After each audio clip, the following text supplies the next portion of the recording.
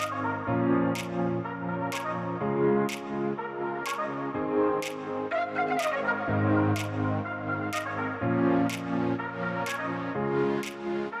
welcome to the City Club Forum for the two candidates running for mayor of Bellingham. We're very pleased to have April Barker and Seth Fleetwood with us today, and I'll let them introduce themselves more fully in a few minutes. But first, I just want to say a few words that running for public office takes a great deal of energy, great deal of courage, great deal of dedication, a lot of lost sleep as you present yourselves to the public. So I'd just like to thank both of you for putting yourselves out there, because this is what makes our democracy work.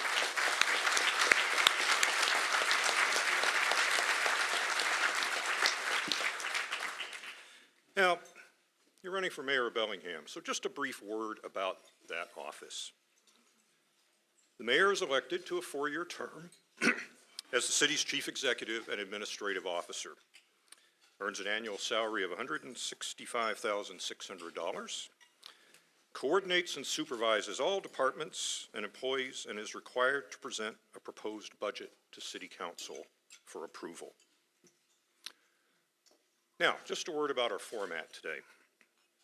Each candidate will have 2 minutes for an opening statement. Then I'll pose some questions. Each candidate will then have 90 seconds for a response. Our timekeeper, Tanya, our timekeepers will note you will hold up a card when 15 seconds are left, a card like this one, and then there's a stop card when you have reached your limit. And if you persist, you may hear this bell. Okay. We'll see how often we hear the bell today. Then after that series of questions, we'll have what I'm calling a short lightning round with some shorter, more personal questions and answers. Because we believe that people make decisions on who to vote for, not just on the basis of policy positions, but also on what kind of person you are. So some lighter questions and shorter. Then we'll open up the floor for questions from our badge-wearing City Club members. And then each of you will have 2 minutes for a closing statement. Now, I intended to flip a coin to see who goes first for the opening statements. Let's do that. Let's just do that in public then. Who would? Transparent process. Let's be very transparent. Who would like to call? April will call. All right. This is a quarter, an American quarter, heads, tails, all right? Got it? It is tails. What does that mean? You can go first. You can choose to go first or not. I always end up going first anyway, so I should have just known. Okay. So, April, you're choosing to go first? Yes, sure. In that case, for the closing statements, you will go last. Okay, great. Okay, so let's hear our opening statement from April Barker. Okay. Can everybody hear me okay? All right. My name is April Barker, and I'm your candidate for mayor of Bellingham because I'm a leader, a bridge builder, and I get things done. But most importantly, I believe in Bellingham. And I think we're all here because each of us believe in Bellingham too. I don't know about you, but I feel a tremendous sense of urgency. And every day I lock eyes with my kids and I make a commitment to finding solutions that put community, fairness, and environment first. Climate change and the reality of climate change are at the top of all of our minds. And I believe there will be no lasting climate solutions without justice. That's why for years I've been an advocate for fairness in our city, from government to schools, transportation, and neighborhoods, as well as environment. When folks want to build diverse partnerships and improve their diversity, equity, and inclusion goals, I'm the candidate for mayor they come to for leadership and advice. This is why I have the sole endorsement of the Washington Conservation Voters, the Riveters Collective, the 42nd Democrats, the Women's Political Caucus, and the Washington Progressive Caucus. We will move forward together and improve our quality of life and our sense of community by closing the wealth gap, eliminating racial disparities, and tackling climate change together. Go to aprilbarker.com, endorse, volunteer, and donate, and please sign our Positivity Campaign pledge, because we are a rich and resourceful community, and we have remarkable people like all of you in here today. We have all the building blocks to be a national leader. So vote April Barker, and let's get started creating a legacy for Bellingham that future generations can believe in too. Thank you. Mr. Fleetwood. Thank you very much. What a pleasure to be here and see this sea of people. This is quite astonishing in its way. I'm running for mayor because nothing provides me a greater sense of purpose than challenging all of us to pursue an inspired, hopeful, achievable vision for the future of our community in these important times. In my life, we've grown from a small, rainy, undiscovered mill town to the city that we are today, discovered truly in every important sense, preparing for the reality of change and growth in ways that only make us stronger and better is going to be, for me, everything. You know, I'm going to take 7 seconds. Both April and I, at various times in this campaign, have experienced emotions for a lot of reasons. And if it happens, just recognize that it's not acting, because we're not that good at acting. I've been public-spirited my entire life, and during my years of community involvement, including representing all of you, multiple terms on the Whatcom County Council, the Bellingham City Council, I've been a leader trying to identify the most important challenges that face us in our community. I've collaborated with many people on many issues over many years, on a range of things, all of which have sought to envision the long-term health of our community. These issues include growth and accommodation of people, water, waste, home affordability, renewable energy, climate adaptation, greenways, parks and trails, and many more. And for these efforts, I've been recognized by a diverse group of organizations, including the Whatcom Realtors with a Citizen of the Year Award, Resources for Sustainable Communities with an Environmental Heroes Awards, and Jobs with Justice. And 3 times I've been selected as Best Public Official by the readers of the Cascadia Weekly.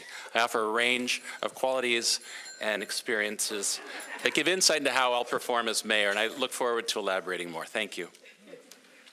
Okay, thanks to both of you. First question. So Bellingham's population is becoming increasingly diverse. Meanwhile, racism has become an issue again in national politics. Do you think racism is a problem in Bellingham? And what would you do to address it? Seth? I do think it's a problem, even in Bellingham, simply because there are marginalized, minoritized communities who feel that it is, and they earnestly and sincerely feel anxiety. I had the pleasure of attending the MLK, I keep calling it the MLK College, but the event that happened at Whatcom Community College in January during MLK Celebration Week. And I, like many others, since Trump's election, since the Me Too movement, there's been a growing consciousness in the United States and in our community about issues of diversity and inclusion and how people feel. And there was a young woman there, a black woman, who expressed with great sincerity her personal feelings about being a black person in this community. And she expressed the fact that each time she goes out into the community, she feels a kind of anxiety that I never have to feel. And there was a fellow, a black man on NPR that I remember seeing earlier this year who was speaking, giving an editorial. He described privilege as ease of access. And I thought about this woman who felt anxiety and fear when she went out. And so it's a challenging thing, and we're going to have to embrace those concerns and facilitate dialogue and I look forward to doing that as mayor. April? Well, thank you for the question and acknowledging something that has existed and continues to exist, because all of our systems are based in it. These are systemic issues, institutional. We have them in government. We probably have them right here in this room, just on the way that we've grown and who's grown these communities. We have to make sure that we not only remain relevant, because we are becoming a more diverse population. We're looking at 2022 in America. It's like tomorrow. Our youth will be more racially diverse than they've ever been since colonization. Like, that's tomorrow, and we know that all of these systems exist. We have to get to work right now. That's why I specifically stated in my opening speech on my walk literature, we have to work at the local level to eliminate racial disparities, but also to work on education. And I think this is one of the biggest opportunities, and if any community could do it, it's Bellingham, because we care. And we believe that everybody should have an opportunity. So in order to be addressing it, I'll bring an intersectional group of folks together to talk about ways that we can not only work on our systems and our institutions, but also partner with our higher ed as well as our schools. We have amazing educators. We have people that know this stuff backwards and forwards. And I want to make it so when you're in Bellingham, if you just barely trip, you will fall into a class on white supremacy, how to decenter white culture, racism, and racial bias. Okay, thanks to both of you. Coming back a little closer to home now, housing costs. This is something that both of you have talked about. They're rising in Bellingham.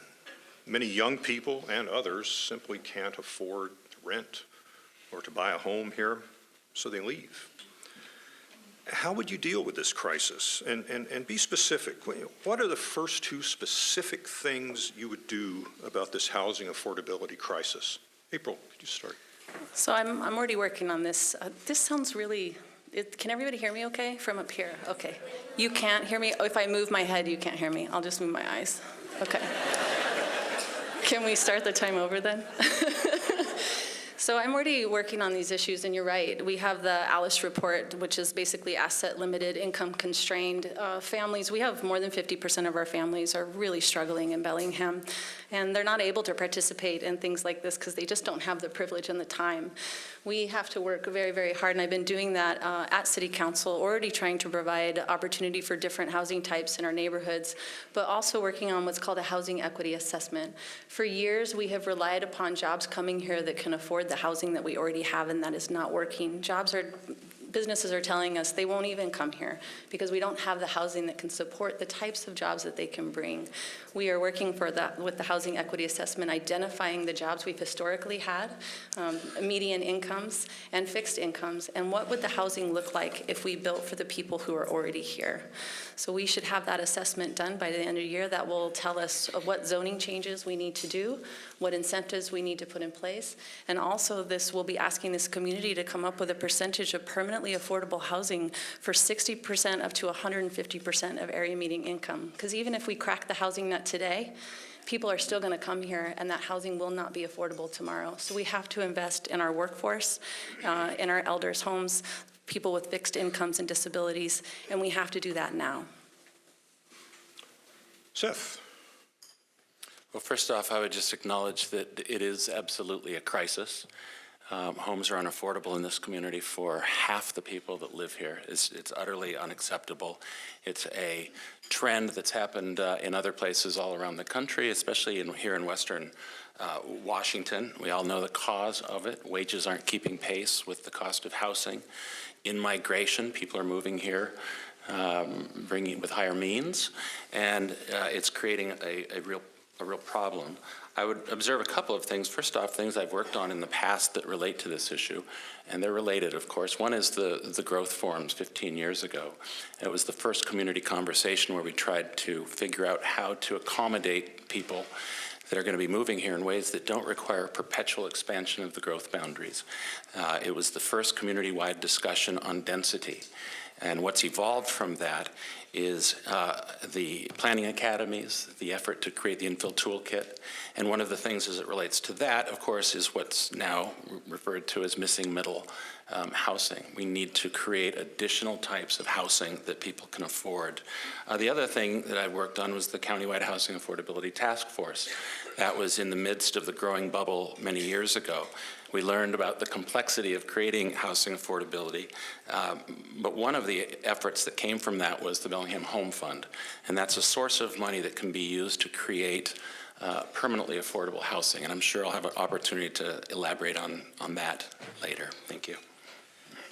You may have that opportunity right now, because I think this is a good follow-up into this. Despite our housing crisis, people keep moving here, and we're expecting, by some accounts, the equivalent of 2 new Ferndales in Whatcom County in the next few years. So how would you work with county executive, the Lummi Nation, small cities, and others to manage growth so as to maintain our green space and the quality of our neighborhoods? Seth? This has been an issue that has been central to my work, my public work, for many, many years, trying to create what I've referred to as a regional conception of growth, trying to do something in this section of Northwest Washington that was lost in King County, where cities all grew into each other, and the complete loss of rural character. We have a good comprehensive plan in Whatcom County that asks for maintenance of urban areas and, distinguishable from that, rural character.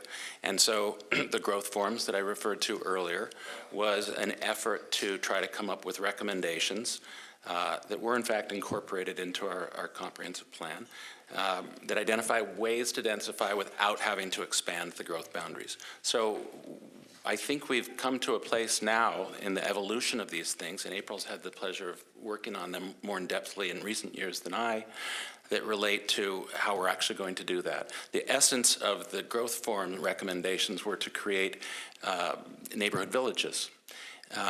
For a long time, the idea was that in consideration of doing that, we'd be able to maintain the character of our neighborhoods.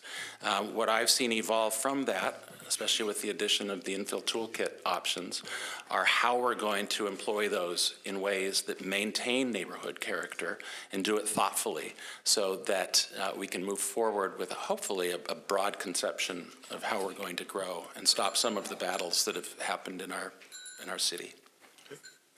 April? Thank you. I've developed some really great relationships serving on the WTA board with Linden, Ferndale, definitely Lummi Nation. I'm building on my relationships with the Nooksack tribe and also within our county government. So it's been an honor and a pleasure to be your city council member and to start building those relationships, being in a position to think about how we're going to work together, how Bellingham is only going to do well whenever Ferndale does well. Bellingham is only going to do well whenever Lummi does well. And I hearken back to a talk that Jay Julius, the chairman of Lummi Nation, gave about a month ago. And he mentioned it's not a climate crisis, and it's not a housing crisis. We're in a values crisis. This is going to take all of us coming together and recognizing that just 170 years ago, only this great natural beauty and the indigenous people of this community were here. This is all built, and built things can change to accommodate more people and to really take it as an opportunity to make sure that we're doing it in a way that we can walk, walk, bus, and bike, right? To live together in intersectional communities, honor each other, our similarities and our differences, and connect. So we really can focus on reducing the wealth gap, eliminating racial disparities, and tackling climate change together. This is our opportunity. We are in a pressure cooker, and we have no other way but to actually do these things together and root ourselves in respect and sharing. Thank you. You just mentioned climate change. The Port of Bellingham executive director was in this very spot a few months ago, told us that climate change was the city's problem. So, April, how would you direct your department heads to deal with climate change as it affects Bellingham? Did Rob really say that? Oh, okay. I think he meant something different, I'm sure of it. Sometimes we're on the spot and we say things that don't exactly encompass what we want. So we have a responsibility, each of us. Just imagine if every single one of us and every single city and every single county decided we were going to do as much as we possibly could do to combat climate change.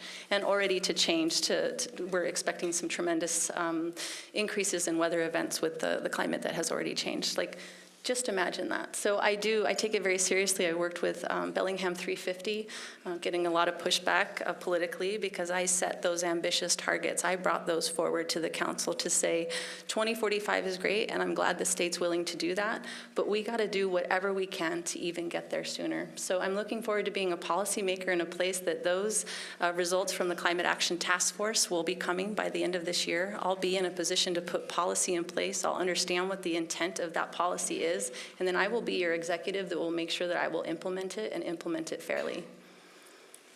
Okay. Seth?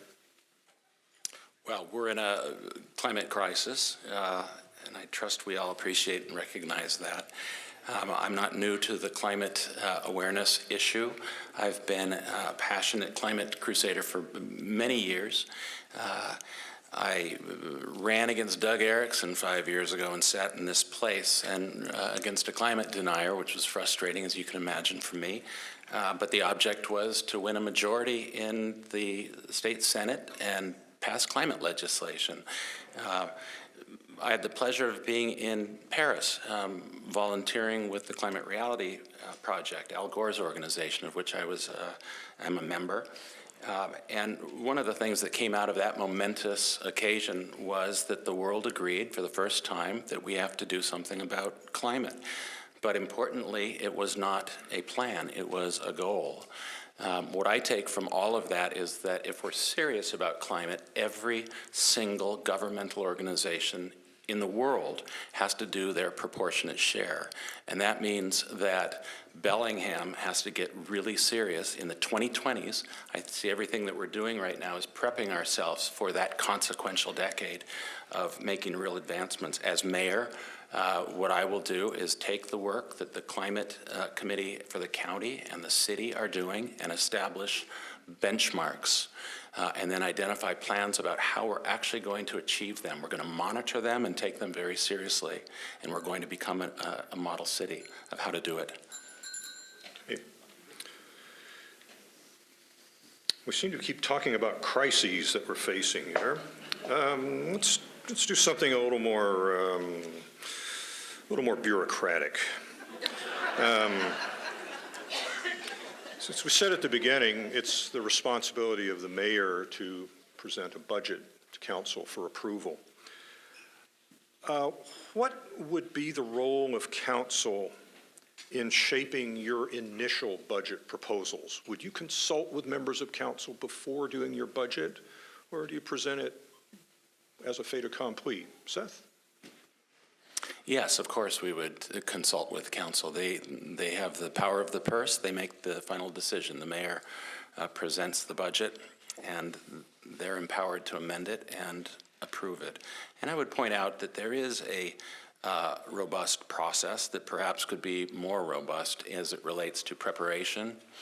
I served on the county council with legislative oversight of the budget and the city.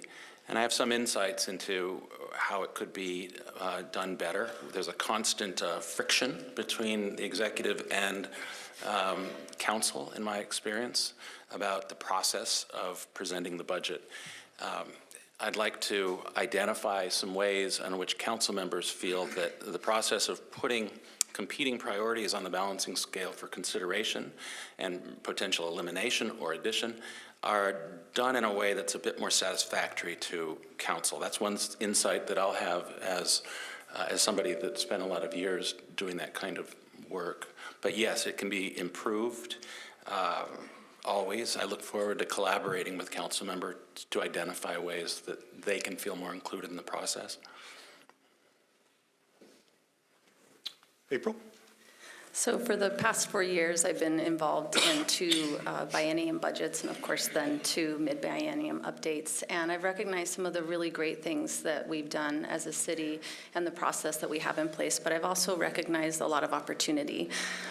It's a very, very difficult budget to understand, not only for city council members with all of the staff hopefully at their disposal to understand it, but for just the average citizen or community member, it can be very, very trying to understand. And that is not how our finances should be. There are communities we can use examples from that have outward-facing dashboards, and they set very specific goals where they can monitor the money that they're spending, and we can track those goals and see if we're actually getting the results that we want. And we can tie those to our strategic legacy goals. I also we started a process my very first year on council, and we never finished it, and it was to really look at our middle management across departments, de-silo the way that we have ourselves set up, bring them together, give them leadership and budget skills, and have them start working with each other to understand each other's budget needs, have that be the very first tier. So whenever we're saying we need more parks to clean up some of the encampments that are happening within our parks, we can talk with the police and try to figure out maybe one of those budget things that are colliding with each other, we could work together and get that same goal, and departments could understand each other, as well as moving forward with those outward-facing goals for the community to understand the budget better as well. Okay, let's stick with proposals and dealing with council. April, what would your initial 3 priorities be upon taking office? Oh, wow. We have, I think, 3 right now directors that are just acting. So, of course, getting in and meeting with different departments and meeting with those directors to see where they're seeing themselves going and if their goals and mission align with myself and the things that we said we're going to do on the campaign trail. Also, I've been making several campaign promises along the way, and I intend to keep those. I have had the wonderful fortune to sit on Prosecutor Ritchie's transition team. He held himself completely accountable and brought people from all different types, even people who did not support him in his race. And we worked together to figure out how we were going to make those campaign promises happen. That then transitioned into a policy team. So I'll be collecting and collaborating with that team. I've already been identifying some people. I met with Garrett recently, and I'll be meeting with Pinky. And if I have that opportunity to be your executive, I'll also be meeting with Seth to figure out how we can pull together all of our ideas and make sure that we do the best things we possibly can in the next 4 years for all of you. Seth? 3 priorities. It is difficult. Of course, as mayor, there's so many things that we're going to be able to emphasize. I jokingly say that the first day I'm mayor, I will check our earthquake insurance. The big RIP 9.0 is coming, and we've got to be ready for it. April makes a good observation about the fact that department heads, the next mayor is going to have a number of decisions to make as it relates to a new parks director, public works, what's the other one? Parks, Public Works. Fire, yeah. I'd like to establish early on benchmarks as it relates to climate and the difficult work of moving towards renewable energy and needed adaptations, starting right out of the block with the recommendations I believe are going to be coming. I would like to start right out of the block addressing housing issues. Our community has been, at least from my vantage point, to some important extent, divided along the lines of how we're going to accommodate. We've got people that love the character of our existing neighborhoods and feel fearful of what applying the infill toolkit could do to that character. We've got a lot of people who feel very differently on that issue. I think there's going to be a real opportunity for the next mayor to try to mediate some of those differences and really listen to each other and reach some broad agreements about how to proceed. Good. Well, both of you spoke of the need to fill some important posts. So let's just say, Seth, what characteristics do you look for in a department head? Well, let's take parks as just one example. The theme of my campaign has been preparing for the future in the context of a reality that includes thousands more people moving to this town in the coming years, the coming decades. We're a particularly and uniquely situated group of people in that we get to do the hard, inspired, important work of preparing for that. So I think the future of Bellingham, that's going to be considerably more dense, for example, is going to need corresponding increase in parks and trails and public plazas, public places. It's an emphasis for me. I'm public-spirited, and we're going to need an increase in that. So community gardens situated throughout town.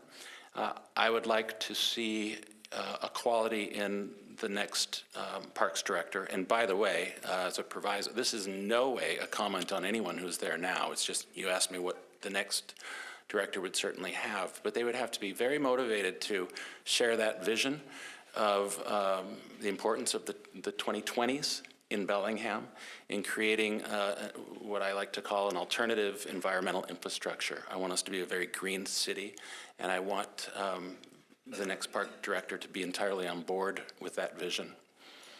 April, what are you looking for? Well, I say it often, and I root my decisions in community, fairness, and environment. So that theme will be going throughout my term as mayor, and I'll be making sure that anybody who's a director in our departments embrace that moving forward. I also know that from I was very fortunate to sit in a room and listen to the Dalai Lama speak, and he said in his speech, well, his speak to all of us, that there will be no change without conflict. And that I had to really meditate on that for a while and understand that. And we have a lot of change that we're in right now and that we're going to experience. And that conflict is going to happen. Even a seed has to conflict with the soil. So what it is, the most important thing is, how do we manage conflict? And that will be an important characteristic that I look for in department heads. Teamwork, curiosity is probably my most favorite trait in folks and in myself. I think it helps us to want to pull back the curtain and see if there's something we can do a little bit further. Of course, out-of-the-box thinking. And above all, understanding how to motivate people to succeed. Okay, well, let's stick with management and leadership here. The mayor must deal with a number of collective bargaining units. April, what's your experience in collective bargaining, and what approach would you take in negotiations over such always contentious issues as healthcare? Right. So right now, I think 53% of our general fund budget is for salary and benefits. It's kind of part of the structural problem that we have going on, and why you see us constantly trying to be as efficient as possible. As a council member, I do not have a lot of engagement with labor negotiations. Often the mayor will come in, give direction, we'll speak with the attorney, we'll understand and set some parameters of where they go, and then they go back and do that work. I've appreciated what the mayor has done to help human resources and the bargaining units time a little bit, so we're just not constantly mashed with bringing more and more contracts back. This is an area that I can grow, and I'm looking forward to working with a human resources director that has really strong attributes and also values unions and values workers and understands that they are one of our most important assets as a city. Seth? My experience, similar to April's, has been as a council member. When you're on council, most of these things are conducted in executive session. It's one of the exceptions to the Open Public Meeting Act, so a lot of that work is done behind scenes. But what we see is, at times at least, considerable contention. I think that dealing with the bargaining units in labor negotiations is going to be one of, in some respects, one of the more difficult aspects of the job, but also, I think, an opportunity based on the style, the technique of the mayor. I'm proud to have earned, it's no big deal, but it's just a 40-hour certificate in mediation from the Whatcom Dispute Resolution Center. I learned a lot of techniques about how to engage people in thoughtful ways, where we exercise, to use the groovy new term, emotional intelligence, and try to engage in ways that keep the emotions down and are thoughtful and respectful. It's going to be a challenge, but I look forward to it. Okay. Both of you have mentioned in your discussions about parks, encampments in the parks, and it's clear that Bellingham, like other cities, has a chronic homeless issue. So in addition to housing first priorities, what specific actions would you take to address the homeless crisis, Seth? Well, I like to say, and forgive me if people have heard this before, but I think it's important because it relates to root cause. But as mayor, we're going to have to join a growing coalition of mayors from around the country, lobbying the federal government for reforms that reverse systemic inequalities in this country. We have a real problem as it relates to that, and I think to some extent at least, we see the effects of it. An important respect, we see the effects in our cities. Bellingham is experiencing something that many others cities are experiencing as well.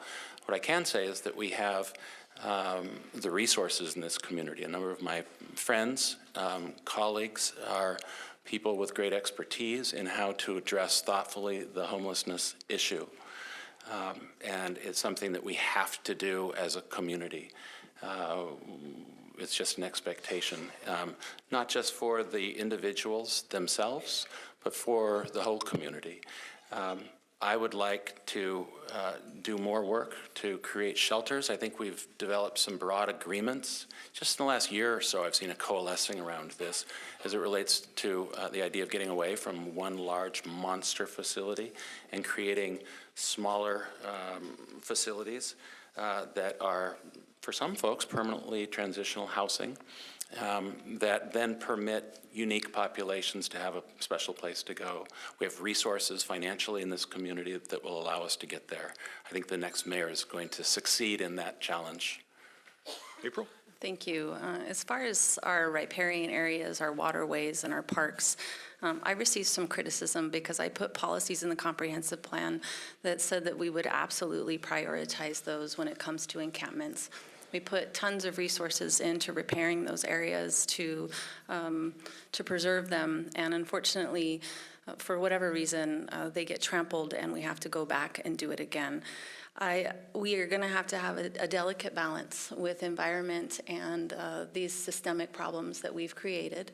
And in talking about homelessness, one of the first things that I will do is help us be a little more specific. At the door, I often hear, what are you going to do about the homeless problem? And I have to ask folks, what part of the homeless problem are you concerned about? Are we concerned about the 1,000 children that are experiencing homelessness and that's growing here in Whatcom County and their families? Or are you concerned about the way you feel whenever you walk downtown? And oftentimes it's the way I feel when I walk downtown. So oftentimes that does cross over in what our needs are and what our solutions will be, but those are very, very different ways to approach that problem, right? To approach helping somebody's sense of safety, looking at situations downtown that really homelessness is a secondary cause of mental behavioral issues as well as substance use disorder, and I'll be working to make sure we have some parameters, but then we also have options whenever you push into those parameters. Okay, thank you. It's pretty clear that our current jail is inadequate. We need a new one. Where should it be? What would you do to put it there? April? Beverly cracked me up. I didn't even hear the question. I'm so sorry. Where the jail, it's inadequate. Where would we be? Yeah, where should it be and how would you work to put it there? Right. So I was one of 4 collective council members for the county and the city to vote against putting the big expensive jail tax that was going to go in Ferndale onto the ballot. I felt like there was an asked and answered for this community in the first ballot measure, and you all rose and showed us, yes, asked and answered. As I say with my children, that's not what we want. We needed to focus in on our diversions, our opportunities to just keep people out of jail first, see what that looks like. That would give us a better idea of what a right-sized jail is for our community, because we will need one. Hopefully, eventually, we will not, but we will need one for folks' safety and for our own. understanding and working with the incarceration task force, I do know that jail needs to be here in Bellingham. It needs to be a new jail, as far as I've been told at this point. And we'll be working to find what that looks like and to absolutely always make sure that it is focused on rehabilitation and bringing people back into our community. These are our neighbors. These are our brothers, our uncles, and our friends. These are folks that have run into some difficult life situations, and we want them to have an experience in jail that will move them, hopefully, to a better place in life. But also, if there's no need for them to be there, we will have all the diversions, all of the treatments, all of the transition housing in place to make sure we are working to be a restorative community. Seth? Thank you. I'm a criminal defense attorney, amongst other things, and I represent the community of people that we refer to as criminals or alleged criminals, and I would join April's sentiment as it relates to the fact that they are every bit as human as we are. Crime is committed by conditions, and conditions come from society. So when you live in a society with high rates of crime comparative to other places, it says something about the quality of our society. And all of us, if we experience difficult conditions in our life, might have a higher likelihood of behaving out of frustration or rage or a whole series of things. But so there's that. We need to do better as a society. I'm in the jail all the time, and that jail's an inhumanity. It needs to be, we need a new one.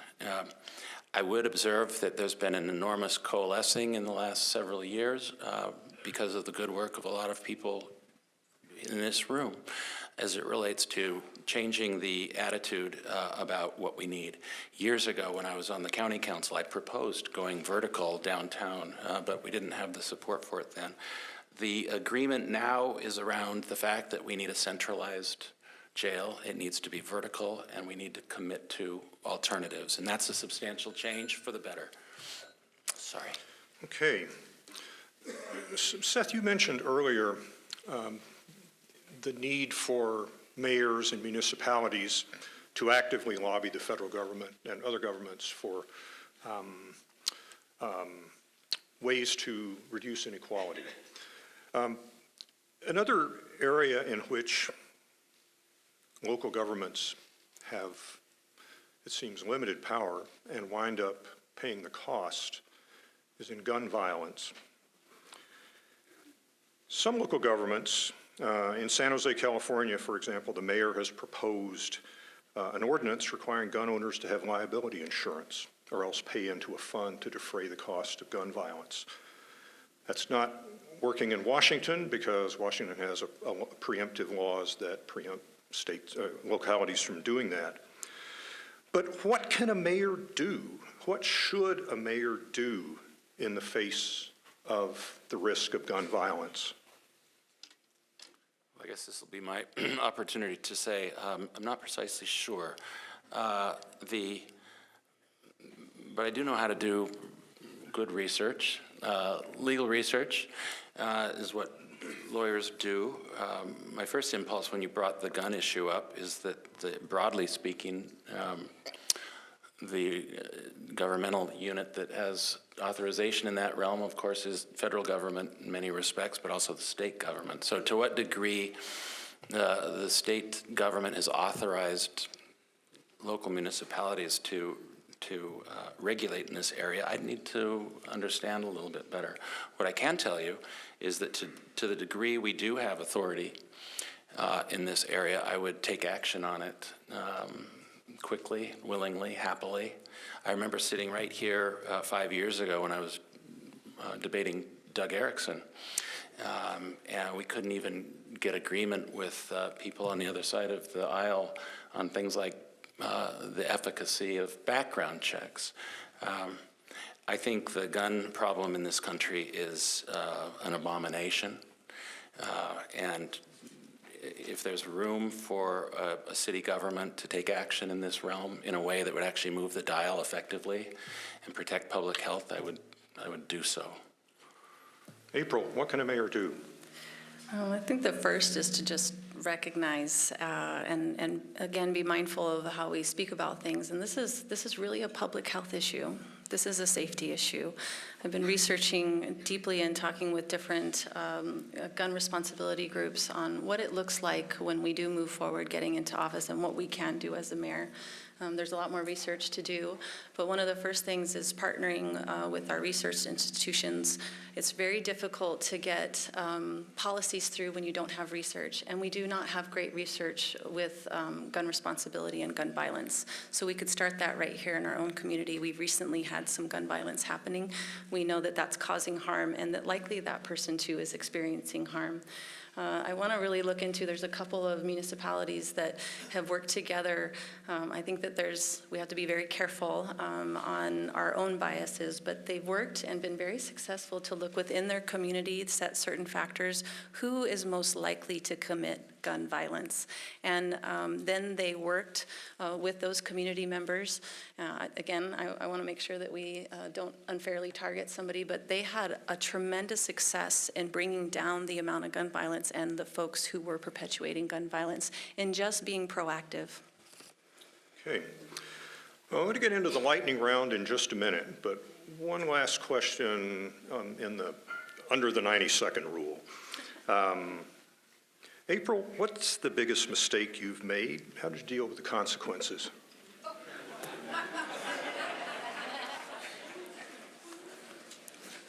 What's the biggest mistake I've made?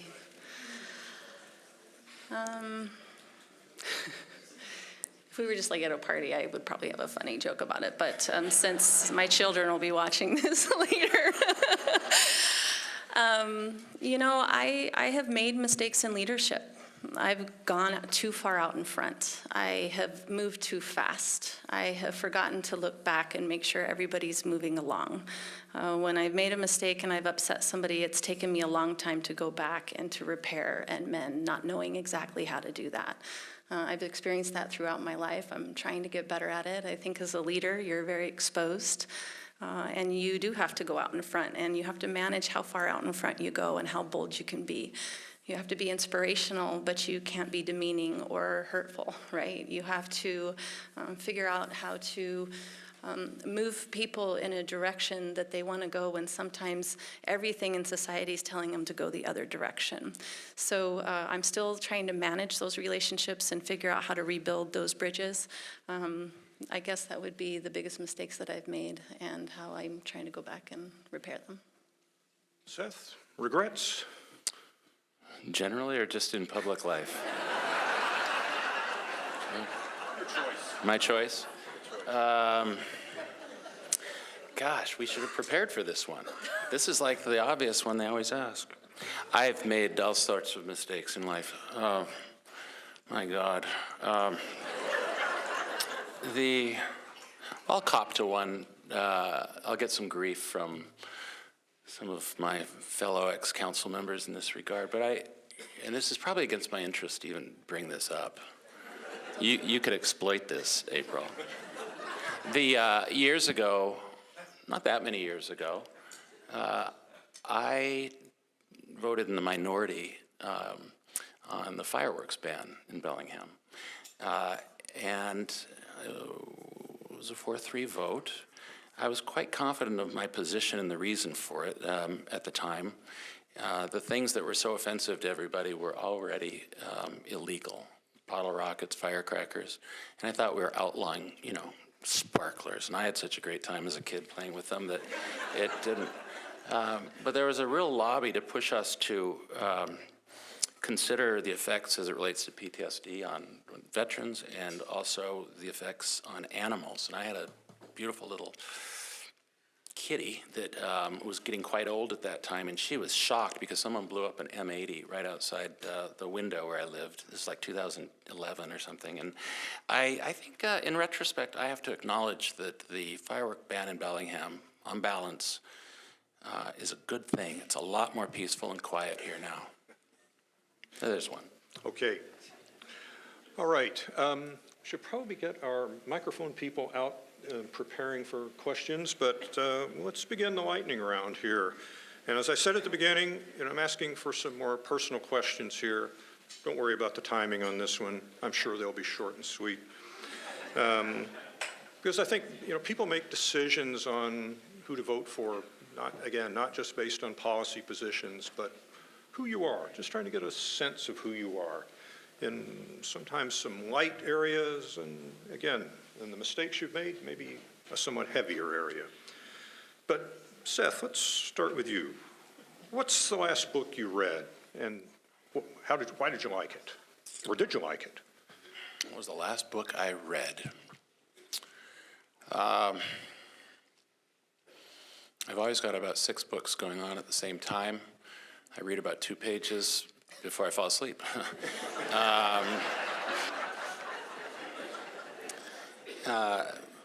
This wasn't the exact last book that I read, but it was a book I read a little while ago, actually. I could think of a couple books, but since it sort of relates to politics, Elizabeth Warren's autobiography that came out a few years ago, regardless of what you think of Elizabeth Warren, and there's probably a range of opinions, when it comes to her views on what got us into this mess where we have this systemic inequality, she is brilliant, and she's an academic who, in her book, she cites the moments on a range of different issues: taxation, credit, bankruptcy, that marked the beginning of this movement away from a meaningful middle class, and it's really quite brilliant in its way. It's one of the reasons that I trust she'd be really important if she were able to win. But that book, I don't remember the title of it, but it's her autobiography. What is it? A Fighting Chance. Fighting Chance. Everyone should read it. Required reading. April? Well, I'm looking at 2 of our library directors, and I am the library board liaison for the council. I do not read fiction often, and I mostly read nonfiction, and I really have not had or made that a priority, let me say that. I did go back last year and reread The Color of Law. It was a book that was suggested to me when I first started talking about housing in our neighborhood, and I read it, and if you haven't read it, I highly suggest you do, especially in a housing crisis, to help us understand how we've built what we have and what we would need to change, really, to be a truly inclusive society and allow for upward mobility of all people. April, what's your favorite place in Bellingham? My favorite place? Locust Beach. It's we can walk there from our house, and for me, when you go out on a low tide day with your kids, you can just spend hours, and it feels like you're walking on water. Like you just wonder when you're going to hit the edge of it. And the kiteboarders come out, and it's just a really eclectic group of folks. I absolutely love. Well, some people call it Whirlwind Beach, if that helps, but Locust Beach. Okay, Yeah. Seth? Locust Beach is beautiful. You can see 5 miles all the way down to the Skagit Salt Flats, and it's pretty spectacular. I'd have to say, over the course of my life, I'd have to say it's a place I don't get to go anymore, but Clark's Point. There was this beautiful place at Clark's Point where they have madrona trees and Chucknut sandstone outcropping, and you look out on the islands, it's just absolutely spectacular.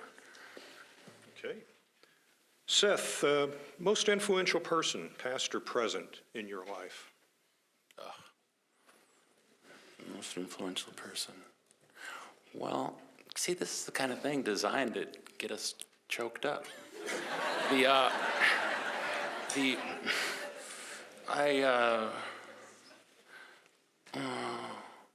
Most influential person. Well, I could say my dad. I'm a huge Beatles fan. I mean, insanely so. I'm a big Lincoln nut. I've read a lot of biographies. I have a lot of influential people, and yeah. Okay. So we'll leave it at, say, John, Paul, George, Ringo, and Abraham. Okay? Yeah. April? My mom. Okay. Okay, one last lightning round question before we open up to the audience. And this is a question that may well decide the outcome of the election. Mom, you were influential too.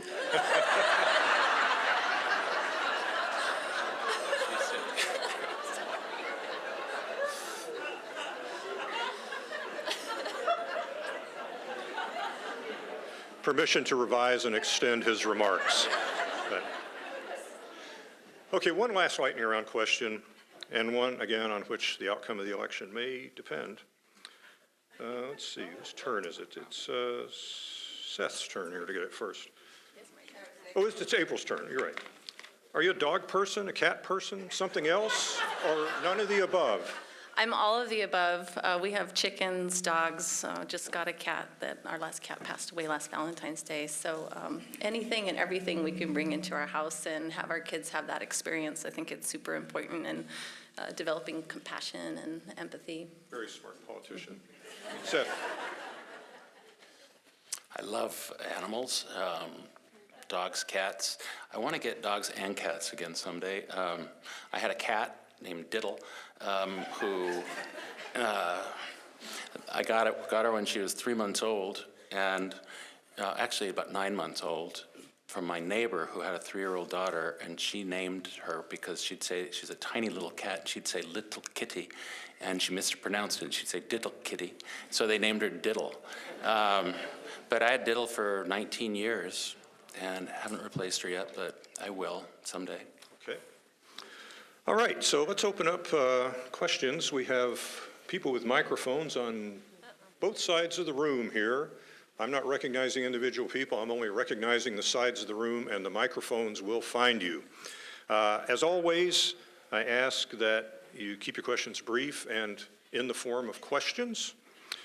We have no time constraints on these, but the more concise you are, the more we'll get in. So let's start with this side of the room first.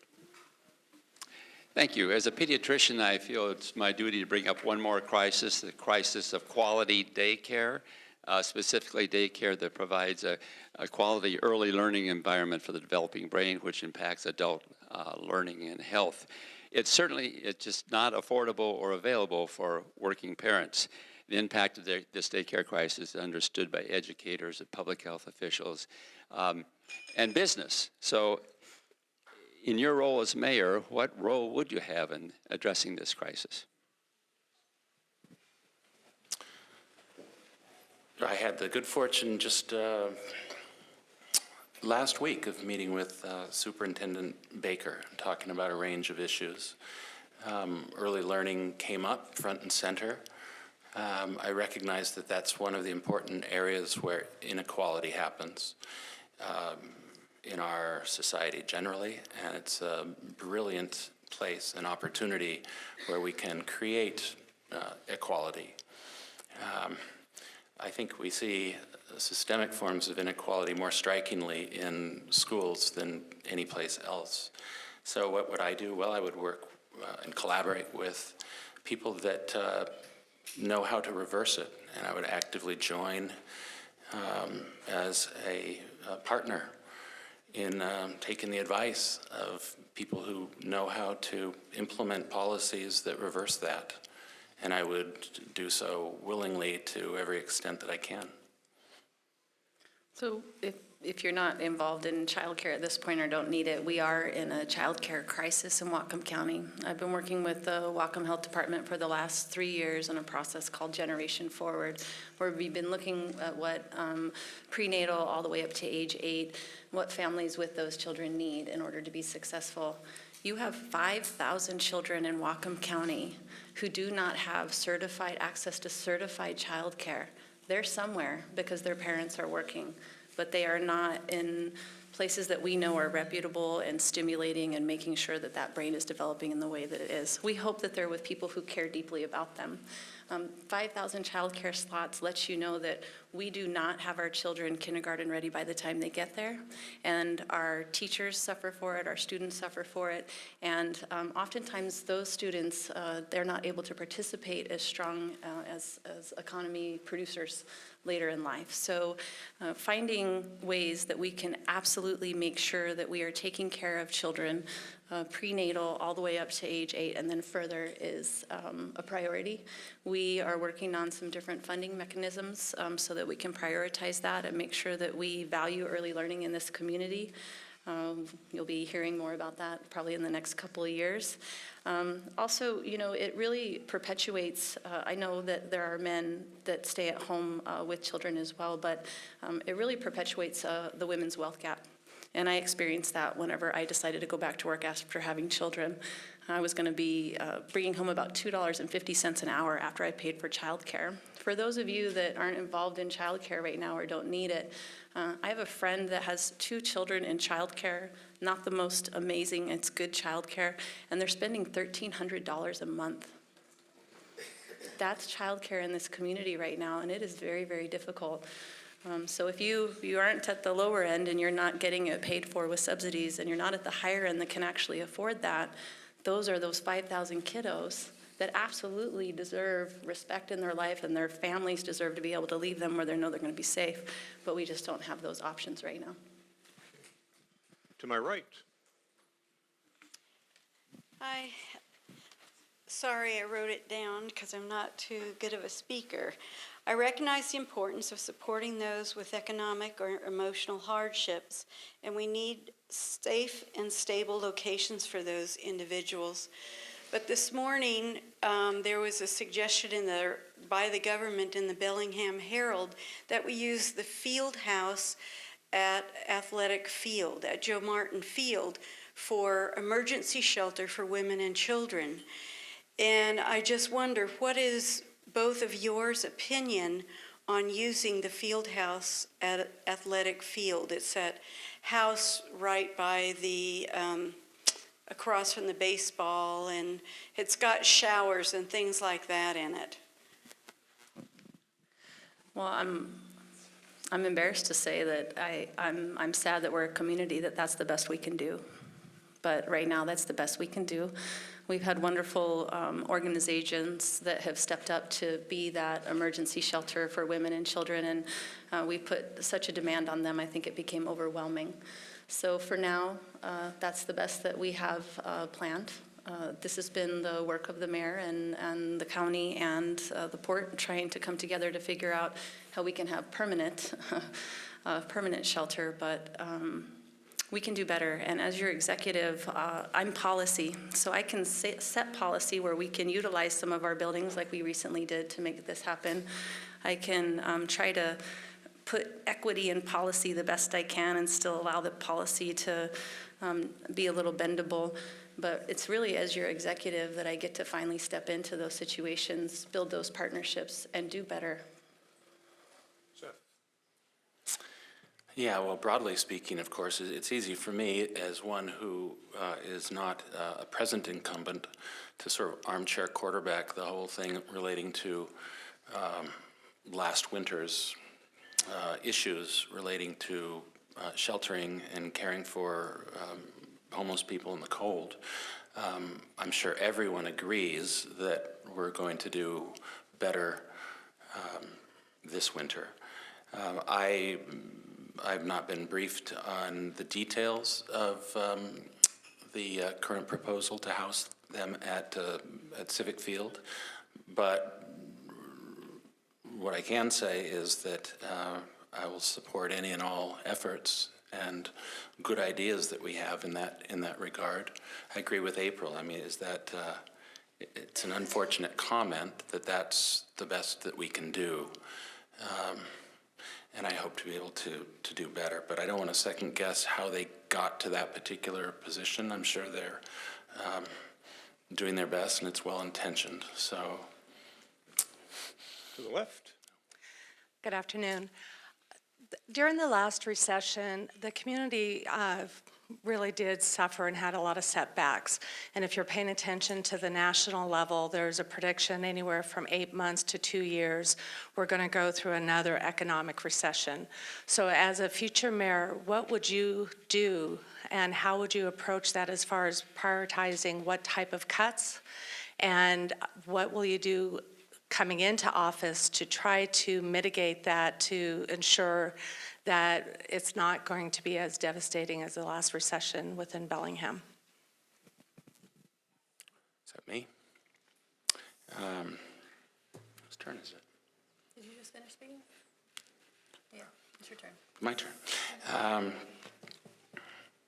I had a somewhat unique experience during the years that I was on council, both the county council and the city council, in that when I was on the county council, it was boom times, and the housing bubble was in full force and effect. We didn't know it at that time. I'm thinking 2004, 2005, 2006, 2007. We were growing. The housing sector, the building trades were on fire, and we had surpluses. And I learned some lessons about that. I remember our rainy day fund was growing back in those years. And those of us in the majority on the county council decided that we would use at least some of that to identify some long-range planning things. And we spent some of that money down. And of course, during those years, the question was, how do you consider competing priorities for new programs, growing things that we think will help the public. But then I experienced the opposite of that when I joined the Bellingham City Council. And suddenly there was the Great Recession. And so I learned about the process of dealing with the issues that you're talking about, Lisa, in that context. And it was all about how we thoughtfully shrink the government. And I'll tell you, it's challenging. It's done in an orderly way. I mean, the classic thing that the mayor does is send out an alert to all the various department heads to come up with what they would do from their perspective about how to go about shrinking, with a directive to look at 5% cuts or 10% cuts. Of course, the flip side to that, first off, I hope you're wrong, but I have heard that. It's something that might be coming. I think the city, as it relates to maintaining a good economy, we're not the creators of private jobs, but people do expect us as local government to do our bit, to do our role, to properly size zoning so that we've got sufficient commercial spaces for all of the needed businesses that exist in Bellingham. They want us to operate good, essential public services in ways that are competent, so that we create a environment that local business needs. Thank you for the question, Lisa. We're looking at that right now, actually, looking for those inverted curves, trying to figure out as a city council, how do we continue to keep growing what we're doing and to make sure we have enough, people at the permit counter and enough people working in parks and police and fire, but it's inevitable, and we've seen it over time. I can tell you one of the last things that I will cut are libraries. I think that's one of the first things that goes. It's not a political ploy or anything. It really is one of the last things that goes. And, when I was that mom who decided I was going to stay at home and start to work on houses and hope that that venture worked, we didn't have a lot. I didn't qualify for WIC. I didn't qualify for a lot of the subsidies. I didn't qualify for some of the childcare and the preschool, and I didn't have enough money to really go out and participate in the trampoline zones or whatever we had at the time. Even going to the pool was an expense. So I put my kids, one on my back and one at my feet or in the stroller, and we walked down to the library almost every single day. And those are the services that we absolutely have to have. And unfortunately, in the past, they're usually the first to be cut. I think we have to grow them, and then we have to rely on them to help us get through these hard times. I think we have time for one more before closing statements. Thank you. My name's Carol Jefferson, and I'm the Chief Operating Officer for the Lummi Commercial Company.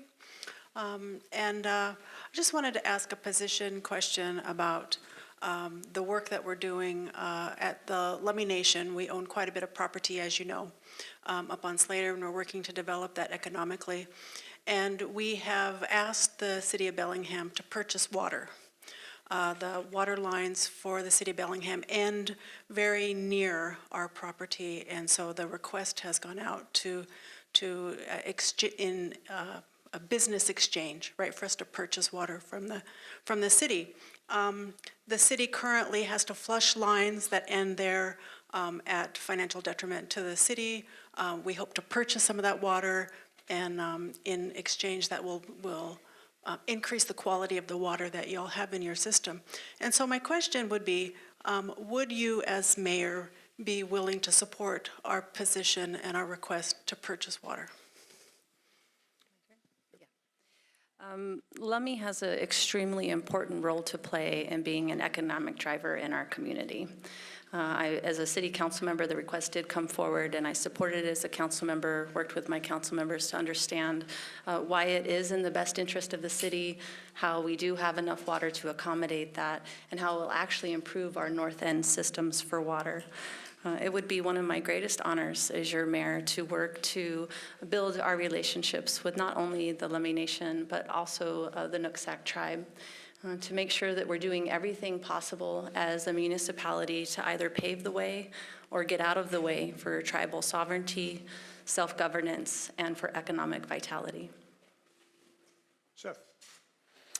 I've had the pleasure of working at Lummi for many years. I've had a contract out there to do defense and advocacy work for close to a quarter century, and in the course of that, had created many good relationships. Also had sort of the unique experience of running against a longtime county councilwoman named Marlene Dawson back in the days, 18 years ago. And Lummi was of great support in that effort. So there's been a partnership of sorts for a long time. I have enormous respect for all the things that they're able to do. My position on the whole water, first off, I'm not an incumbent at the moment, so I don't have access to current briefings. I can't cite you, a fact sheet on what Bellingham's current municipal water right is and precisely what the water contract request is. But what I can say, as it relates to the ultimate question, about whether there'd be support for that, I would be supportive. And I'll look at it, aside from the good reasons that April provided, I would think of it just in this respect. I think Lummi Nation deserves special consideration. When you look at what they have forgone at our expense, that has to be taken into account. This is us giving back, and we can do that. Okay, it's time to move to closing statements. 2 minutes for each one. Seth, you're up first. I'm up first. Well, thank you. I just want to thank everyone for being here. I have to confess, I'm delighted that this is over. I'm a true believer when it comes to the importance of the 2020s to humanity. As I indicated, I'm very aware of the climate crisis. There's a lot of existential threats that I think we feel as informed human beings today, and we're concerned about the future. I think the 2020s are going to be that time when we determine whether or not, in the final analysis, we're able to save ourselves and determine who we are and what we are, and what we are as a species. I really believe that it's going to be an important time, And the place where all of that is going to be happening is in the cities. There's a view that the way you save the environment is by creating the future city, something that's truly sustainable. And we're going to have the pleasure of working on those things right here in Bellingham. I know there are a lot of people who are inspired in our community about purposeful existence and purposeful living, and I know we're all up to the task of giving it our best shot. So for me, being mayor, I recognize that there's just a lot of important things that we're going to have to be successful at and succeed at in the next 10 years. Water issues, growth, climate, creating renewable energy, building a community that's diverse and recognizes the need for inclusiveness. I want to work on those things as your mayor, and it would be a distinct honor to do so. Thank you very much. April.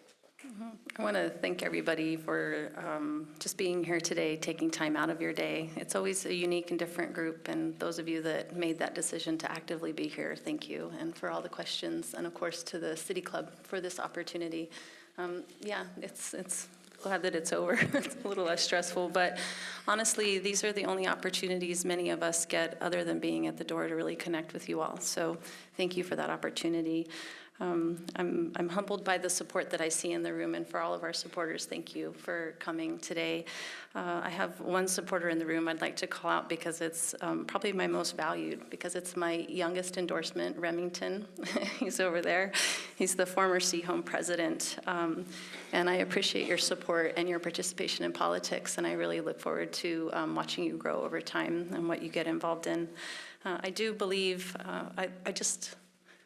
I'll be honored and thankful to be in a position to create a Bellingham that works for the youngest and for the oldest, because I believe when we do this, it works for everybody in between, including the environment.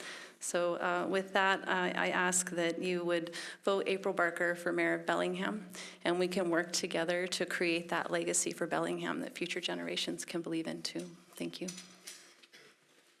Well, I'd like to thank the candidates for incisive, thoughtful questions.